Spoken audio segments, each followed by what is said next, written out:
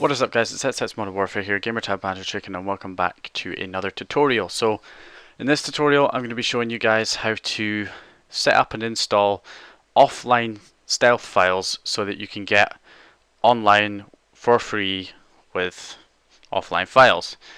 Now there is a catch. It's not going to be a basic install. This video may be quite long because I'm going to be also showing you guys how to manually spoof your MAC address and change your IP on your Jtag so that your other consoles in your house don't get banned and so that your key vaults last longer. So yeah, the server files like Xbox Live Stealth, Xbox Live Hammer, Xbox Live Phoenix, they do this for you. You know, they do the whole IP and the MAC address spoofing. That's all done for you.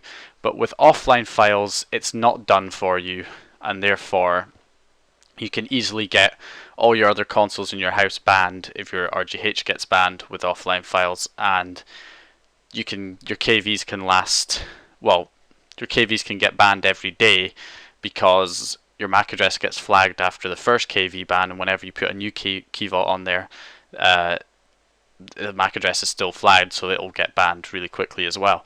So yeah, the servers do all that spoofing for you, but you can do it manually with offline files because they don't include that spoofing for you. So you can do it all manually, and I'm going to be showing you how to do that as well as just installing the offline files. So I've chosen Sigma Live for this because I don't use offline files myself, but I don't know, they were the most common ones I saw when I looked up on Google. So honestly, if there's better offline files out there, I am sorry I didn't choose those ones, okay? I don't normally use offline files, but those were just the most common ones I found on Google. So Sigma Live, that's the example. It's just an example. So we're using Sigma Live, but if you're using other offline files, then good for you. It'll be just the same pretty much. So first of all, what we're going to do is get this installed on the console. So basically, there is no launch.ini that came with this, but I will provide one, which basically has XBDM as plugin 1, then it has RPC as plugin 2, and JRPC as plugin 3. Actually, no, that's not true. Plugin 1 is the Sigma Live, and plugin 2 is XBDM, plugin 3 is RPC, plugin 4 is JRPC. But if you obviously have XRPC instead of RPC, then just go into the launch.ini file and change it yourself. But yeah, that's basically the launch.ini file that I will provide in the download, which will come with this folder. So what we're going to do, and you're obviously going to need an unbanned key vault as well for this to work. So open up the SL-file folder, and this is basically where all the Sigma files are. Delete the CPU key.bin file because it will be empty. Put your KV on. If your KV did come with a CPU key.bin, then put that in the same folder as well. Your KV does not go in the root of the hard drive of these files apparently. Everything goes in this folder, and that is all you have to do for your KV. And now you want to put it on your console. I'm just going to use FileZilla because I really dislike Neighborhood when it comes to transferring files, so I'm going to be using my FileZilla for this. So on your Xbox hard drive, you want to put the launch.ini file that came with the download, and you want to put the SL-file folder also on there as well. And that is it. So once you have the folder and the launch.ini on the root of your hard drive, and you've got your KV obviously inside this folder, then that is all you have to do for the setup. All you have to do is restart the console and the Sigma files will be working. But don't do that first of all, because I'm going to show you guys before you use these files and go online with these files, I'm going to show you how to spoof the MAC address and mask your IP address before you go online. Okay guys, here's where things get complicated. Okay, so now that we have the Sigma Live files all set up, ready to go, we might want to spoof our MAC address and our IP address. I highly recommend it. You don't have to, you can just connect and it'll connect you, and that's fine. But if you have other retail Xbox 360 consoles in your house with in the same house as your RGH, you've got other Xbox 360 consoles that are retails and that are not banned. I highly recommend you spoof your IP, and if you want your key vaults to last longer on offline files as well, then I recommend you spoof your MAC address. Okay, so if you don't know what a MAC address is, you don't know what an IP address is, please just go look it up. I can't explain. It's going to take too long to explain something like that. So please just look it up if you don't know what a MAC address is or what an IP address is. So if you do know what it is, I'll just briefly explain that your MAC address is pretty much a unique address which identifies each device on your network. So it's not like an IPv4 address which identifies each device. It's a unique identifier for your console for the whole internet, not just on your local area network. So your Xbox, your Jtag will have a unique MAC address, and any other retail consoles will have their own unique MAC addresses. Your computers are slightly different because they have different MAC addresses, like your wireless adapter will have a different MAC address to your Ethernet port on your computer, which will have a different MAC address. But they never change. MAC addresses are set addresses, they don't change. And then you've got your IP address, which is like your network address, and yeah, whenever you connect to the internet on any devices through the same router or router, they're all under the same IP address, unless you're connecting one through a VPN or something, which would be different, but they would all come under the same IP. So this is a problem if you have other consoles in your house, other retail Xboxes, because if your RGH gets banned, then when you connect your retail console to the internet, if they're under the same IP address as the Jtag one was when it got banned, then your retail consoles could also get banned if Microsoft did a IP address ban, which they quite often do. Yeah, it's not good. I mean, if you have a lot of other retail consoles, you could have every other Xbox console in your house banned just because your Jtag got banned. So it's a very good idea that you change your IP after you get banned on a Jtag. Or it's just better to be on a different IP when you're on a Jtag, just to be safe. And then you've also got MAC address spoofing. Now with MAC address spoofing, the reason you want to do this is your MAC address can get flagged by Microsoft when they ban you, or even before they ban you, your MAC address can get flagged. So what happens when the MAC address is flagged is even when you put a new key vault on there, your MAC address stays the same. So it will still be flagged even when you put a new unbanned key vault on your console.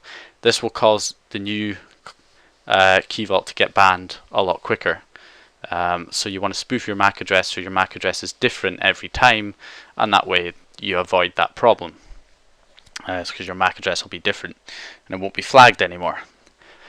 So how do we do this? First of all, you must have your Xbox connected to a computer with an Ethernet cable. In order to do this, we have to do everything on the computer. So you need your console connected to your computer.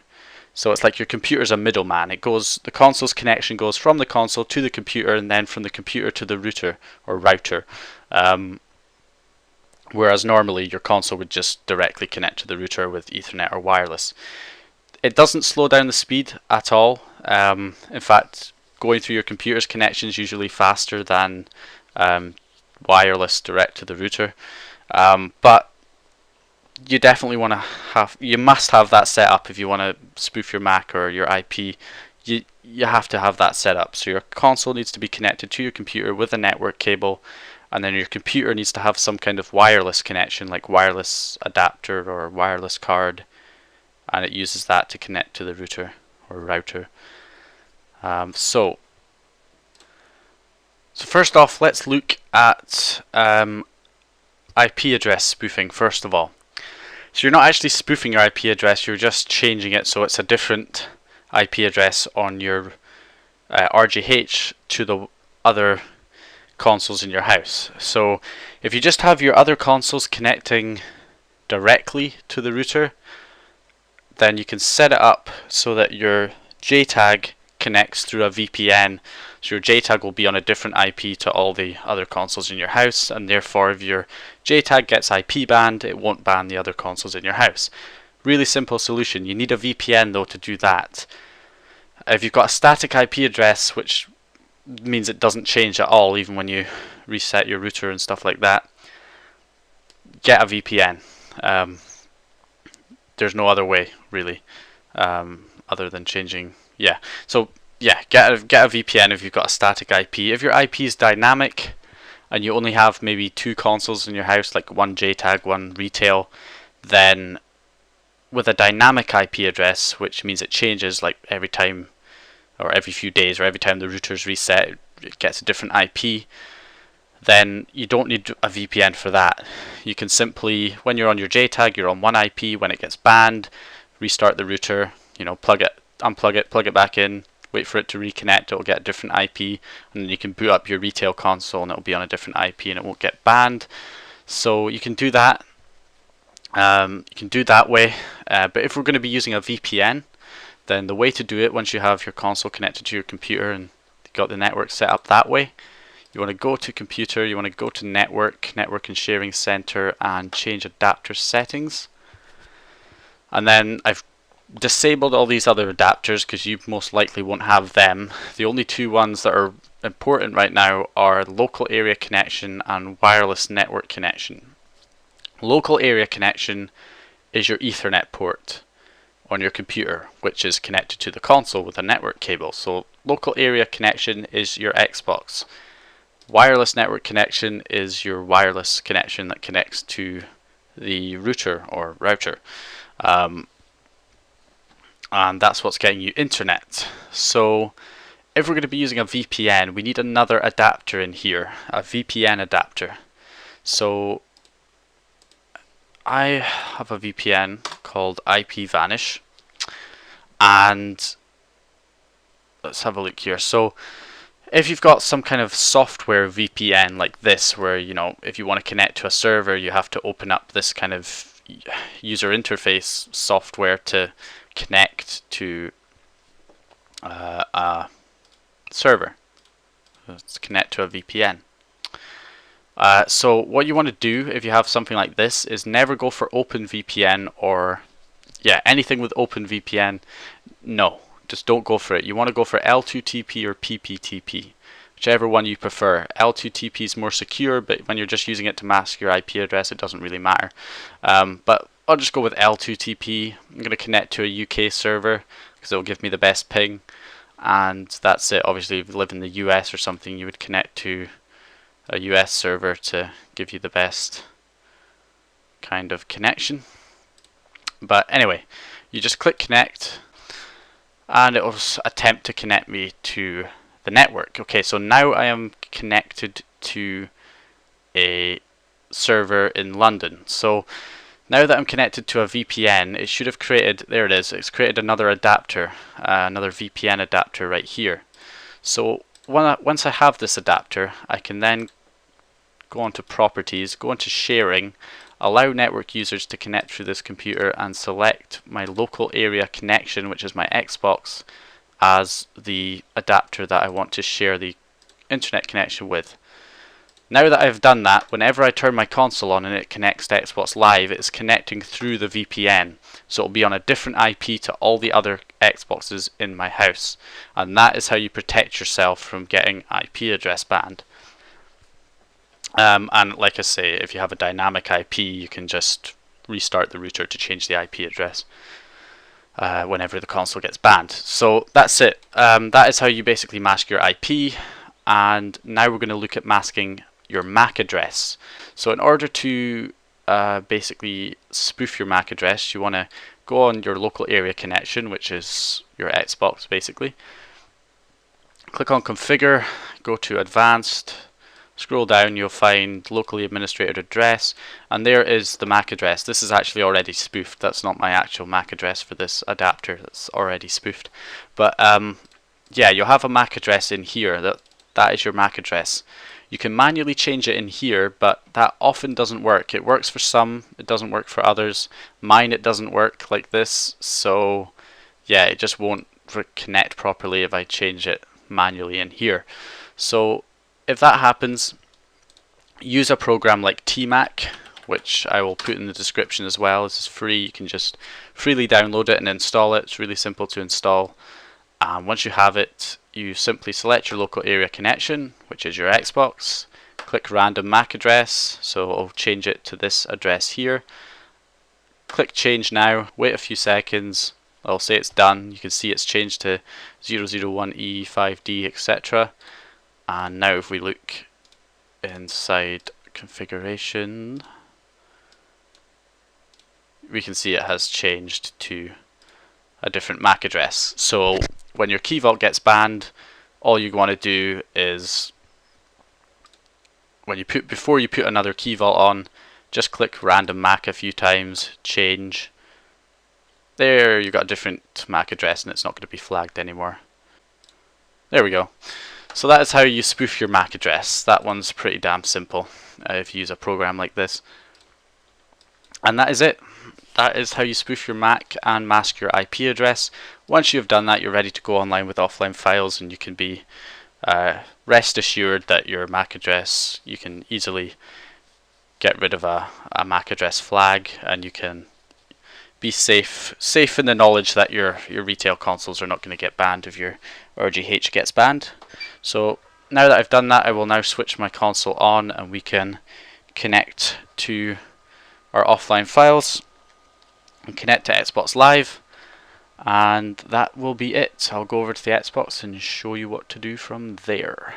Alright guys, so here we go. We can see that the console is booting up now. We've got our MAC address spoofed, we've got our IP address masked, so we should be all good to go online. Now when it connects, which it hopefully will, yep, there we go. So basically, one thing, I want to take you back to the computer just for 1 second, because I am on a VPN, remember. Now, something that you've got to think about when you're on a VPN, and this does not apply to anyone who's not on a VPN, if you're just changing your IP by restarting the router, that's fine. But if you're using a VPN through your Xbox, then when you try and connect on Xbox 360 Neighborhood, if you just type in Jtag, it's most likely not going to find it. And the reason it's not going to find it is it won't recognize the host name because it's not local, because it's on the VPN's IP, or local IP of the Xbox. So you basically, it's not going to recognize the host name. You're just going to have to type in the IP address, which you can find in your configure network settings, which mine is right there, which is 239. So if I type in the actual IP, 192.168.137.239, fingers crossed it will connect. There we are. So it doesn't recognize Jtag when you're on a VPN, but it will recognize the IP, and you'll be able to connect. And I will also run Apparition Net right now, because I don't believe these files have gold spoofing. I hope some offline files do. Like I say, I don't know if these are the best offline files for 16767, but at least they work. But they don't have gold spoofing. If you have a look, you can see it says you must be an Xbox Live Gold member to join an Xbox Live party. What I would say to you guys though is, if you can't get a gold spoofer and you're using offline files, you can get 7-day trials really cheap on the US version of eBay, which is ebay.com, obviously. The UK version is .co.uk. But if you go on the US version of eBay, you can buy really, really cheap 7-day trial codes, and they will work on a JTAG even if you're not from the US, because a JTAG's not region locked. So yeah, they will work. American codes and codes from other countries for Xbox Live will work on JTAGs just fine. So I'm not sure, have I connected? Not connected yet. It's because I didn't say yes to connect. There we go. Alright, so because I am now connected to Apparition Net, it has a built-in gold spoofer. So if you can get gold spoofing from something else, like another program, so I'm just going to go on Apparition Net, I'm going to head over to the console tools and click on the gold spoofer. It just says spoofed gold has been successful. So hopefully if I just go back now and click on party again, I can start a party. There we go. So gold spoofing is working now that I've activated it in Apparition Net. But the gold spoofing is not built into these offline files by default. Maybe it is built into other ones, but it's not built into this particular offline files. But if you have something like Apparition Net, you can use the gold spoofer in that, or you can buy a 7-day trial code really cheap and use that. So that is basically everything. If we have a look on our network, not our network settings, my bad. Oh, your MAC address on the console will still show up as the same one it's always been, but don't worry, it is spoofed because you're doing it through the network. The adapter's MAC address is the one you're changing, not the specific one that shows on the console. So don't worry about that. It will still look the same. But the IP address, if you head down to system info, it says 81.171. I know that that's my VPN's IP address is always 81.171. So that is definitely connecting through a VPN. So that is basically everything, guys. That is how you spoof your MAC address. Well, that's how you set up and install offline files. It's how you spoof your MAC address and mask your IP address and spoof gold or whatever if it doesn't already have gold. So thank you all for watching. Go ahead, leave a like on the video if you liked it. Go ahead and subscribe if you haven't subscribed already. Comment if you have any questions, and I guess I'll see you guys in my next video.